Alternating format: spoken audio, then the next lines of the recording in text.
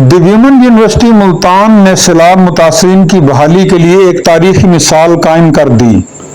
ترجمان مس انم زہرا نے بتایا کہ voice chancellor doctor Kulsoom Paracha کی قیادت میں ویمن یونیورسٹی کی ٹیم نے علی پور میں 300 سے زائد سیلاب سے متاثرہ خاندانوں میں آٹا، چینی، چاول، خشک راشن، کپڑے، ادویات، پینے کا صاف پانی و دیگر روزمرہ ضرورت کی اشیاء تقسیم کی۔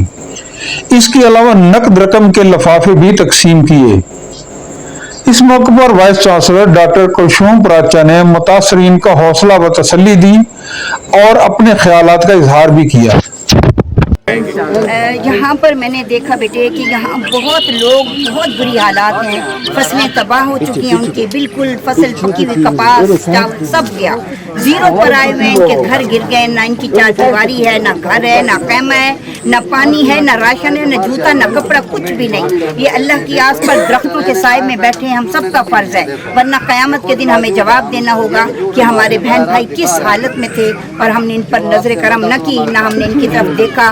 تو ہم سب کا فرض ہے جو میری بات سنیں، خدارا ایسے علاقوں میں جائیں اور لوگوں کی مدد کریں جو صرف درخت کے سائے تلے اپنے ڈھیر سارے بچوں کو لے کر بیٹھے ہیں، خاندانوں کے خاندان بیٹھے ہیں مل جل کر، کیونکہ درخت ہی نہیں بچے، نہ کوئی چیز نہیں تک نہیں پہنچی۔ تو ہم سب کا فرض ہے، یہ صدقہ جاریہ ہے، ہمیں اپنی کسی شہرت کے لیے، کسی مقصد کے لیے بھی نہیں، صرف اللہ کی رضا کے لیے یہ کام کریں۔ یہاں پر یہ لوگ جو بچے ہیں، ہماری یوتھ ہے، یہ نوجوان کام کر رہے ہیں اور صرف خدمت خلق کر رہے ہیں، ان کا مقصد صرف لوگوں کی مدد کرنا ہے، یہی ہمیں یہاں تک لے آئے۔ ہم نے کوشش کی ہے چھوٹی سی، اللہ قبول کرے، ہم انشاءاللہ اور جا کر کریں گے۔